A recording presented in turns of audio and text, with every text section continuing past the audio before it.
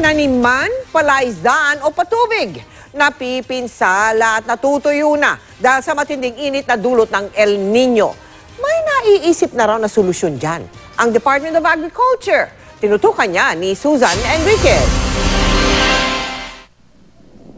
Nasira na ang mga pananim na mais at palay sa Cotabato dahil sa matinding init na dulot ng El Nino. Kaya ang ilang magsasaka, pinagkukuha na ang kanilang mga tanim na pwede pang maisalba. Sa buong lalawigan, mahigit 16,000 magsasaka ang apektado ng tagtuyot ayon sa Provincial Agriculture Office. Pinoproblema rin ng ilang magsasaka sa Coronadal City ang pagkain ng kanilang mga alagang hayop. Dahil din kasi sa sobrang init, pati mga halamang kinakain ng mga hayop, nanunuyot na.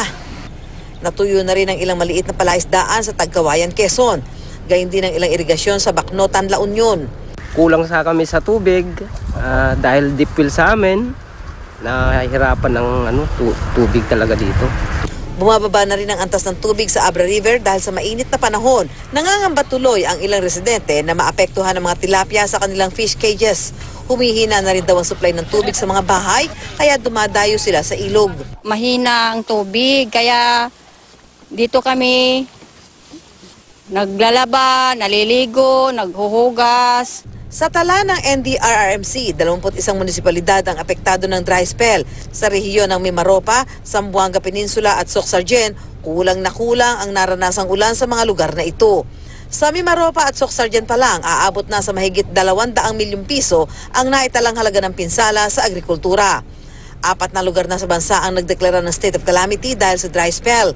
Cloud seeding ang isang nakikitang paraan ng Department of Agriculture para matulungan ang mga lugar na apektado ng El Nino. Everybody is now ready to implement cloud seeding the moment they would determine that there is enough cloud cover to warrant the cloud seeding. Bukod sa cloud seeding, tutulungan rin ng DA ang mga magsasaka sa pamamagitan ng crop insurance. At dahil sa problema sa tubig na nararanasan ngayon dahil sa El Nino, naniniwala si Agriculture Secretary Manny Piñol na dapat muling pag-aralan ang pagbuo ng water impounding at water catchment programs. Tayo lang yung bansa na sagana sa tubig, pero yung ganitong 2 buwan na wala ng ulan, nag-iiyakan na tayo na wala tayong tubig. Susan Enriquez, Nakatutok, 24 Oras.